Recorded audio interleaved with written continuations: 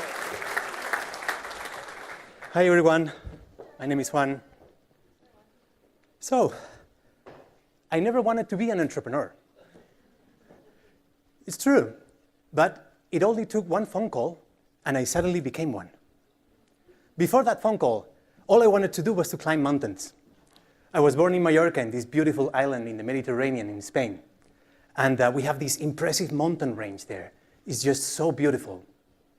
Ever since I was a kid, my father used to take me there, and I developed this passion for hiking and climbing. So I wanted to become a mountain guide. I wanted to take people to experience that peace and that beauty and that connection that you feel when you are in the mountains.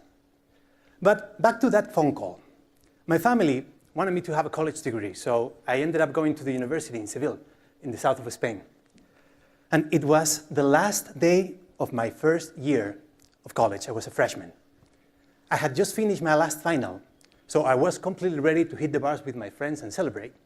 But first things first, I wanted to call my mom just to tell her that everything went well, that we were in good shape. So I looked for a payphone and called her, and that's when she told me. My father was very ill. He was diagnosed with a brain cancer, and he was going through surgery in a few days. I needed to come back home immediately. So the next morning, I got on a plane, and I went back to Mallorca.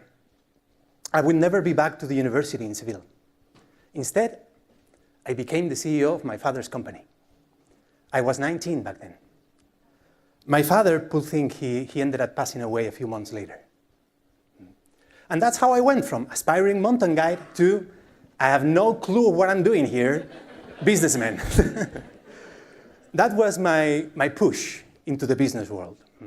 But my true leap, that would come many years later. Over the next 18 years, I developed a career as an executive and entrepreneur, and I built several companies. From the outside, people would think that I was this successful businessman, that I had a great life. But for me, it was a completely different story, you see. I had a lot of conflict and resistance to the things that I was doing every day. The business world in which I spent my youth was a very aggressive place. And you had to be mean to people, and you had to fight. It was a battle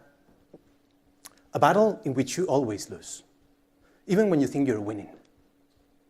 And I wasn't made for any of that, All I wanted to do was to be outside and be nice to people and give them a great time, I didn't want to fight with anybody. So despite my success, I was miserable. And I always thought I was in the wrong place. At the same time, though, I could listen to my heart whisper in me, like, Juan, you don't need to settle for this.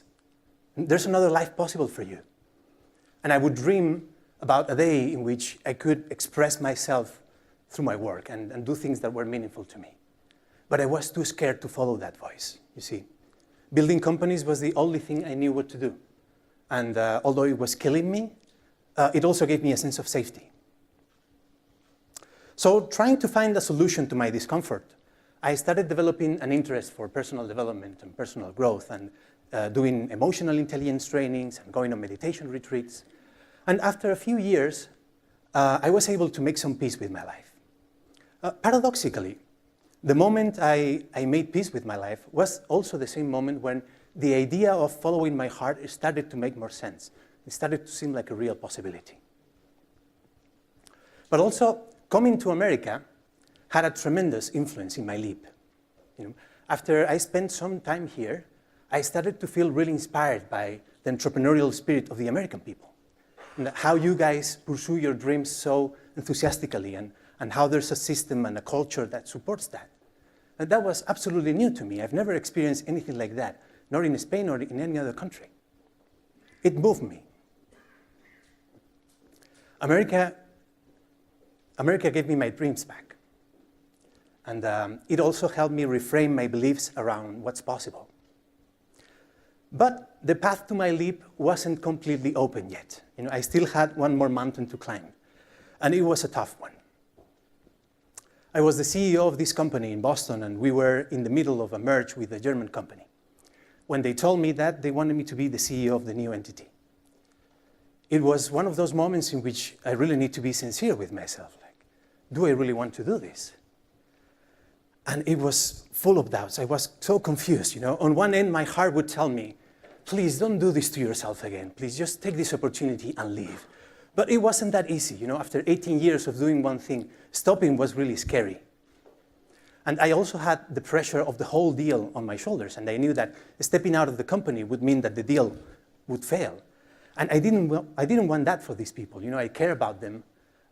So somehow, taking care of myself felt dishonest and even selfish. And the money was really good. And there was also this ego component, you know, of becoming the CEO of a global company and all this professional recognition. And how do you say no to all of that? So guys, I was struggling with this decision. I was getting paid to make decisions. I couldn't make this one. I was stuck. I didn't know what to do. But then, just one day, I went for a walk in the woods with my wife, and it happened. I had this profound moment of insight, you know, and to just ask her, hey, why don't we just go to Columbus, to your hometown, and we start over again?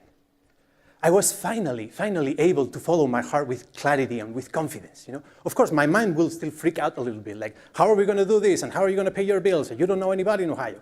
But somehow, you know, I could connect with this solid, burning certainty inside of me, and there was no more space for doubts or fear. So I left the company, and I left the business world. I took the leap. After such a long journey, I was finally reunited with my true self and with that 19-year-old kid that lost his father. And together, we started over again. You see, they say that when you climb a mountain, you're not conquering it, that you're conquering yourself.